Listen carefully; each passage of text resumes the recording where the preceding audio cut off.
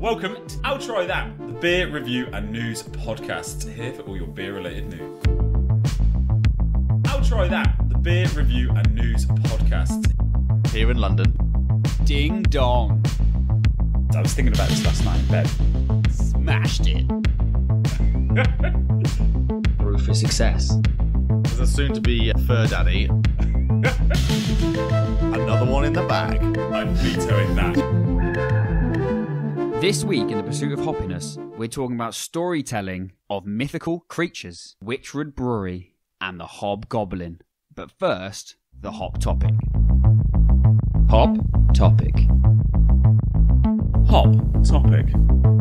So this week in the hop topic, we're going to be talking about the really big news here in the UK of the Marstons and Carlsberg UK merger. So this is the coming together of the likes of Pedigree and Hobgoblin with Danish Pilsner and Somersby Cider.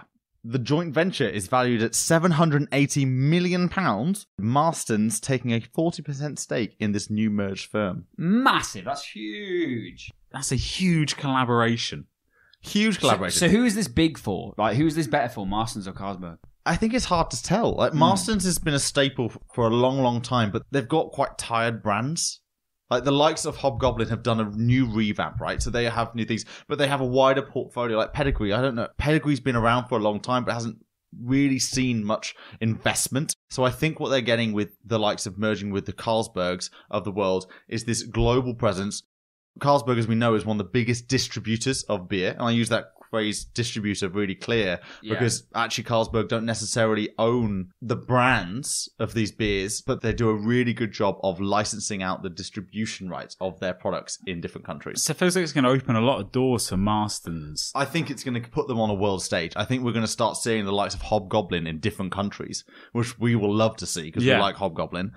I think it's quite interesting in that this is classic marketing speak or business speak in that, you know, a spokesperson for this new Carlsberg Marston's brewery company has said that they're going to create synergies and productivity benefits. They are throwing out some very big business words right there. But let's be honest though, if these two companies make this happen, it will be huge for both companies. Like, it's not just a one-way street for Marston's. Like, Carlsberg are going to win out of this. Like, it's huge. And this is big news for the beer world because it's two different, very beer experts would be the way to describe both of them. So I think we could see some new and interesting products or innovations coming out of this. So I think it's really important to re-emphasize this is Carlsberg UK. This isn't Carlsberg Global. Oh, okay. So this is going to be a very regionally specific merger. This is massive for Marston's. It's big for Carlsberg UK, but I think the wider global portfolio probably won't see that. You might see the odd product and the odd brand appear in different markets where that product might be drinkable. Africa is one of the main consumers of ale, dark stout ales, and we know Marston's have good stouts in there. So I don't think it's necessarily a EU thing. I mean, I can't imagine too many German beer, consumers picking up a Hobgoblin and being like, oh, this is so different to something we already have. Yeah. So I think really it's about what Marston's is going to get with this Carlsberg UK merger is the potential of being cherry-picked into different countries that might actually pick up their beers. So basically it's the idea that they get a chance to spread, essentially. I think this is the safety net that Marston has been looking for. Yeah. You know, they've not been doing great as an organization. They've been doing really, really well, but beer sales across the globe are stagnating or slowing down. There are new entrants into the drinking occasions that are taking away from beer as a general category. That is going to disrupt this beer category quite a lot. If you guys don't mind, Pursuit of Hoppiness time. So this week we're going to Oxfordshire here in the UK, and we're talking about Wychwood Brewery and their beer, Hobgoblin. Wychwood? Wychwood. Wychwood? Whose wood? Yeah. Oh, God. So, Hobgoblin is made by Wychwood Brewery, Wychwood? which is also which is owned by Marston's Brewery, or Marston's Group PLC, as they're known. So they're one of the UK's leading independent brewing and pub retailing businesses. worth £1.2 billion in 2019, and they made £18 million in 2019, and they've got employ over about 14,000 people. So they're famous. If you think about Marston's, they're famous for Banks Bitter. Yeah. Here in the UK. If you think about Banks Bitter, you'll know Marston's. Okay, so their subsidiary, so Wychwood is one of their subsidiaries, which also will only be super relevant here in the UK, being they've got a couple others. They've got Jenny's Brewery and Ringwood Brewery, which is about a big one here in the UK. Massive. Ringwood's massive. Big brewery in Ringwood's the UK. down from Dorset way. It's very nice. So Hobgoblin itself was created by a person named Chris Moss. We got this, and we're going to go into Hobgoblin in a bit more details. But one thing great to note is that Hobgoblin itself is a staple here in the UK. You can get it in most places, and it shows in their numbers. They brew 50,000 barrels a year, which is 8.2 million litres. That's a fair old bit, isn't it? That's a fair old chunk of cheddar. Yeah. Talking more about the location itself. So they're called Wychwood because their brewery. That joke is never going to get old. No, it's not. No, it's not. So Wychwood Forest is Wychwood? 8 miles from the brewery that is. So it's in Oxfordshire, but it's in a little market town called Whitney. Whitney? Stop now. Wait, stop. So You've been warned. the name Wychwood actually derives from a Saxon name for a tribe that was at that time in Saxony, so that's pre-1066, called Hwais. Okay, the Hwais tribe. Which is nice. So for anyone who's outside the UK, the Anglo-Saxons being a group from Denmark, I believe, like a trade. So it's Denmark and North Germania. Okay, They so a invaded- tribe that invaded the England at that time. Okay, and basically they were the first people to actually completely unify England and to make a realm of England. So, Wychwood Forest has been known for its myths and its legends. There we go. Okay, so, and one legend I would like to tell you about is from 1560. 1560. Okay. 1560. Okay. And this is where Amy Robb Sart, who was the wife of an earl, she mysteriously broke her neck and died in the woods. Now, Wychwood Woods. in the Wychwood Woods. Wychwoods? Well, actually, it's Wychwood Forest, if we're being exact. Oh, the Wychwood Forest so- Woods. Wychwood Forest Now, Woods. what Wychwood. happened later was the husband was hunting and came across the ghost. He encountered Who? In which woods? The Earl of Leicester was hunting in Wychwood Forest. And on the hunting trip, he encountered his wife. His dead wife, who was a ghost. I bet he was like, "Oh, hi, love." Sorry, carry on. Just let me get through it. So he encountered his dead wife, well, the ghost of his dead wife, in Wychwood Forest. And the wife declared that he would meet her in the afterlife in 2 days' time. And from that point, he fell ill and died. So from that point, everyone knows that if you meet Amy, the ghost, in Wychwood Forest, you will encounter the same fate. Ooh. All this kind of mythology links to why Hobgoblin is called Hobgoblin.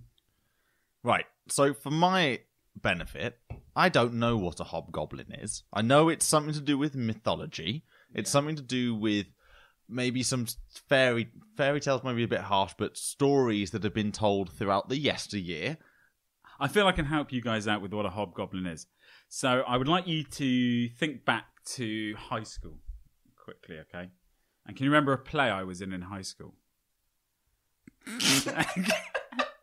So I don't know if there's anything to do with the play, but I remember you being the king of the fairies. I was Oberon, king of the fairies. You look great, by the way. And he had a helper in Midsummer Night's Dream. Can you remember the name of the helper? Toberon? Toberon? Are you thinking of a Toblerone? They're very, very fashionable. Did you just get Toblerone and Oberon together and Toberon? Can you guys remember the character Puck? Yes, he was like some sort of he danced around. Yeah, so he was a mischievous elf. By the way, just An to let you elf. know, Joe did hand gestures while saying dance around, just as if he was a puppet. So yeah, he was a mischievous elf, and that was based around the mythology of the Hobgoblin. And there are three kinds of Hobgoblin. Ooh, You've three got kinds. the Blue Birches Hobgoblin, which is a shape-shifting Hobgoblin, and he's characterized as a small, hairy man who likes to play pranks. There's quite a few people that fall into that category of Hobgoblin then. I mean, I feel like that kind of doesn't picture what we've got on the can of them. Well, there we go, yeah, because then you've got the Robin Roundcap, which is from East Yorkshire way, and he's another very, very similar kind of description, and he would pull pranks such as kicking over the milk pail and extinguishing the fire. So those are all problems we have nowadays. Grounded in this mythology, this eeriness. As you said, talking to your dead wife who'd come to you from beyond the grave, aligning themselves with mystical creatures, these hobgoblins. This is what we know as breweries can. And I would say that actually it's a golden beer, as they would call to a Hobgoblin gold beer, 4.2%. But they do have other beers, don't they, Simo? They're actually famous for the Hobgoblin is the Hobgoblin Ruby, which is probably what is the most common Hobgoblin that they would sell, which is kind of quite a rich, darker beer. It's quite heavy. It's closer to what I would say like a Guinness or a stout kind of aspect when you're drinking it. Whilst what we're drinking today, which is the Hobgoblin Gold, it's only 0.3% less APV. But it's 4.2%. Yes, so it's actually not on the high side. I feel like it still feels heavy when you drink it. It's quite much lighter than what is the norm for Hobgoblin, and I think it's more accessible maybe because of that. So I think something we're talking about this kind of new range of products.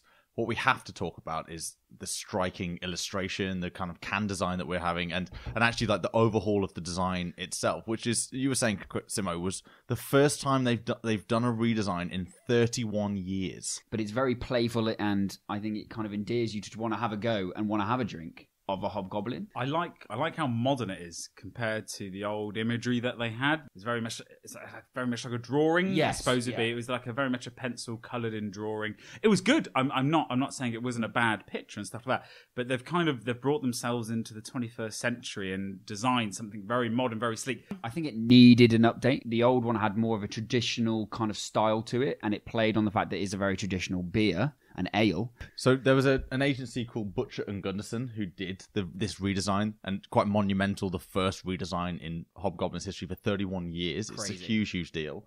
And, they said the hardest part was actually capturing this legendary Hobgoblin character, but by simplifying the brand, but by retaining this mythical associations that come around the brand, but in a more contemporary way. And I think they've done that in a good way. And as Rich said, it looked old, tired, weathered almost. Like we didn't really quite get this we get this Hobgoblin. Don't really know what a Hobgoblin is. We know it's something to do with mythology. We don't really understand what it is. But the fact that they've made this a full bleed, like the whole can is now its artboard.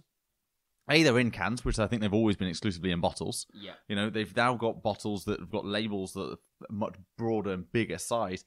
I think it just brings this Hobgoblin character to life.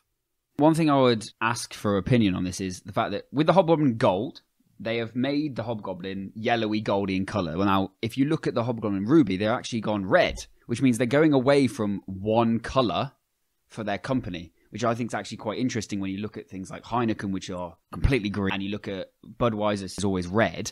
So it's quite interesting that they've not worried about the colour scheme, and they want to make it almost like different beers. So in this case, they are using colour to differentiate the beers. This is a way of describing and showing the beers. The Hobgoblin itself, it's a Hobgoblin. You might not know it's from Wychwood, you might not know it's Marston's, but it's a Hobgoblin beer. By using those different colours, the red, the gold, the other colours that they're using on the other products, you can clearly see it's colour cue signposting. So you can see as a consumer, 5 meters, 3 meters, 1 meter away from the beer, when you've got it all lined up on the shelf, the different colours, and you will already know, right, I can see that's red, that's going to be this darker ruby colour. Oh, that's gold, that might be their lighter, refreshinger, whatever they're going to describe this gold beer as. So it's almost a way of going, like, if you want something light, oh, that's gold. It's almost like attracting your attention straight away, and so you're not wasting your time almost. I think it's been very cleverly that they've simplified the whole process in one way, sort of thing. So you're not You're not going to get confused because the old label is literally you would have to read it sort of thing. It's a very clever marketing ploy. You can literally go, right, I feel gold, that's going to be something a little bit lighter, something a little bit more neutral. That's going to be maybe a bit more of an easier drink over a longer period of time. I think it's just a very smart move from them. As consumers, we as people, humans, we pick up things like colour a lot quicker than we would text. Yeah. So if you're going to differentiate your products and help consumers, as we say, navigate your portfolio of products or navigate the shelf, draw the attention in, use colour. It's the best possible way of doing it. You'll see all of these colours, these brands. Now, whatever, say Twinings as one for an example, they have a consistent like black colour that's their brand colour. Yeah. But they use different colours to help you differentiate and navigate through their range. You know, so their Assam styled tea might be an orangey, oriental kind of colour, whereas their builder's tea, as it were, might be like bright yellow, because that's what we know as being a builder's tea. And also, like, for instance, their Red Bush range, I know, is literally red. So that's it, exactly. Yeah. I think what they've done to make sure they're identifiable is the huge, interesting, like, kind of fun font as well. Like, they've put their name long ways across it. Actually, it doesn't actually push the fact that it's Wychwood at all, really, except for a tiny little logo at the bottom of the can. Well, I think they just know that the people buying Hobgoblin, they're not buying Wychwood Brewery. Yeah. And looking at it, it's very mysterious. Yeah. This design. They've got old trees in the background, illustrations of the tree, which actually the can itself is silver underneath. I don't know if you know this, and they've just basically created no color. They've created a stencil. Awesome. So the silver of the tree is actually the aluminium can color underneath. So what's your actual thoughts on the taste of the beer, boys? This is my first time having the gold. I've had the ruby quite a few times. This is, as an aside, Hobgoblin is my dad's favourite beer. And it's mine. And so I've experienced Hobgoblin through, that environment, and that's why I love Hobgoblin. The gold is lighter than what I'm used to with the Hobgoblin. I think it's got a way to go. It's not like a modern brewery's take on a gold or like a light pale ale. It's not a pale ale at all. I mean, they just refer to this as a gold beer, which in itself is interesting that they don't call it an ale or they call it a lager or what we're used to seeing, just descriptions for products. They're kind of saying, you love the ruby, why not try something a little bit lighter? I don't think they're even trying to categorize this as a ruby, because obviously the ruby, I love it. I love the ruby. But I feel it is quite strong. It's quite a hefty drink, whilst they're trying to appeal to more people with the gold. So this is my first time trying a Hobgoblin, I think, since I was 18, 19 in the Cricketers pub next to McDonald's in Worcester. There's gold. I think that was genuinely the last time I tried Hobgoblin, and I wasn't sold on it then. But in my honest opinion, coming back and trying this now, that was nearly over 10 years ago, sort of thing, and retrying it, I think I'm genuinely sold on it. I'm a fan. I like the taste. I think it's quite light. It's not too heavy. I haven't tried the ruby. I will have to try those at some point. But I like the gold. Well, it's interesting you say, because obviously this is what they're trying to do with this design rebrand. This redesign, refresh, as it were, and with these new product lines, even if they are new or they're just re-emphasizing that they have more than just the ruby, they're trying to bring in a more contemporary, a younger audience. They're trying to capture us. And I like that a lot, especially with their new artwork they've gone for as well. This draws me too. We drink a lot of craft ales and stuff that are coming in, and their designs on their cans. It fits in with that. Yeah.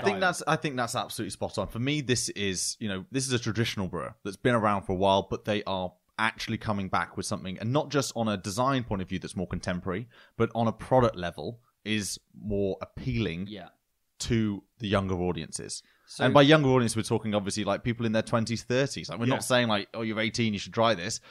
That's not what they're going for. They're just trying to not have this stale, old fashioned styled beer. They're playing in this field, and they say, look, we're here. We've always been here, but we are now standing up and being accounted for you should drink us. You should try us. So one thing that they talk about a lot with their taste profiles on their website is the fact that there's a lot of fruity notes in their beer. So I'd be interested to see what your thoughts are. So for instance, with this one, it's refreshing citrus, passion fruit, and tropical fruits. So we're back to that citrus argument again. I can't taste the citrus. I don't. A lot of brewers say this, and I think I've had maybe one or two ales in my time, beers that I've tasted the citrus coming through. I can't on this. I think it goes back for me. This is like when we did Adnams. It's got citrus cues. It's just drying my mouth out. I feel like I need a glass of water. Yeah. And I like this. This is a nice taste, but it's also like, I need something else. Citrus is a hard phrase. Maybe for me, I'm associating citrus with being quite dry. When I drink this as well, I do think it's something you drink slow. And so it takes longer, so you'd have less of these. As in, I think you've noticed, you talk about drying your mouth out. I think you wouldn't have a lot of these. I see, like volume-wise. Yes. Right. As in, I feel like this is like you have one or two to enjoy yourself and you're having a good time with your mates and you try something else. It's still a fairly heavier drink, especially comparing it to lager is unfair. And I know it's unfair to compare it to lager, but compared to lager, this is a heavier drink. You'd drink it slower and you'd probably have a bit more of a slower time with it. But I think that's what goes back to why I'm finding this so confusing, that they're calling it just a beer, a generic beer. Like gold, yeah. Because beer isn't a descriptor for anything outside of in my opinion, of anything outside just a broader category. Usually you've got beer, and then you have under that subcategories of lager, of stouts, of porters, of ales, and then within ales you have IPAs, double IPAs, you have pale ales, you have all the. So they're just different ways, and it is a bit confusing. I get it, but we know it now because it's been around. It's around. But to go back and say this is a beer, it's a gold beer, guys. Seems clunky to me. Maybe they're trying to own a different area, and they're just saying, look, we're not giving it the descriptor overly complex. We're making this simple. They have said it's about simplicity. So maybe they're trying to be more simple by just saying it's a beer. It's a gold beer. That's all you need to know. I think they're just trying to make sure that you know that when you're drinking this, it's different to their ruby, which I think is what they have been. Is it hogtied? Might be the wrong word, but they've been hogtied to this idea. Pigeonholed. Hobgoblin is ruby beer, rich chocolatey, like toffee flavors, which is a really heavy drink. Sounds heavy. It is a heavy drink. So I think the gold is very different to that, and I think they're trying to be different. And maybe by being generic, they're avoiding, I don't know, hitting or upsetting other types of alcohol. Well, I think they're making it clear about what they're trying to put across, which is like, it's not really about what category you put us in. We're a gold beer. Try us for that. We're Hobgoblin. We're a gold beer. Yeah. So as always, we'll put the links in the description for Wychwood Brewery for their website, and Hobgoblin, which is their Instagram and their Twitter as well, and of course they're Untapped. But across the board, I think if you haven't tried and you can get hold of Hobgoblin, definitely try their gold. If you've written it off as Rich might have done at point with Ruby, definitely worth trying their gold. They're more lighter beers as well. Yeah, I love it. Get involved. And that's all we have time for this week's episode of the I'll Try That podcast. And so from me, Joe, Rich, and Simo, goodbye. And don't forget to follow us on Instagram, Twitter, and watch us on YouTube. Goodbye now. Always drink responsibly, and if you or anyone else needs some help, go to drinkaware.co.uk for more information.